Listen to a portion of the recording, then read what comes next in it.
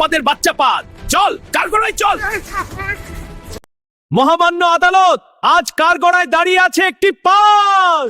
এই পাদের কারণে কাল আমার তারাবির নামাজ হয়নি। তবে সমস্যা তা না মহামান্য আদালত, এটি আসে মূলত নামাজের নিয়ত করার পর, অজু করার পর 10টা মানুষের সামনে কিংবা বন্ধুদের সাথে আড্ডা দেওয়ার সময়। কেন রে, এই সময়েই কেন আসতে হয় তোকে? আমরা কি কিছু বুঝি না? সালা তোর ক্যারেক্টারটাই এমন। সুখের সময় একজন শত্রু হিসেবে দাঁড়িয়ে থাকবি আর মানসম্মানের 12টা বাজিয়ে দিবি। জর্জ সাহেব, এই পাদের বাচ্চা পাদকে নগদে শাস্তি দেওয়া হোক। একটু চুপ থাকো উকিল সাহেব, চলো আমরা তার মুখে শুনি।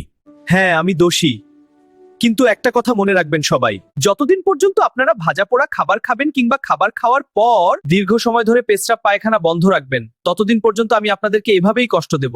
কারণ আমি জানি আপনারাই আমাকে সৃষ্টি করেন, কিন্তু আমি তো আপনাদের কথা মানি না। কতক্ষণ আটকায় রাখতে পারেন? 5 মিনিট, 10 মিনিট, তারপর কোনো দিক দিয়ে ছুটে আসি, বুঝতেই তো পারেন না। আর তাই যদি জীবন সুন্দর করতে চান তাহলে নিয়ম মেনে চলুন, সতর্ক থাকুন।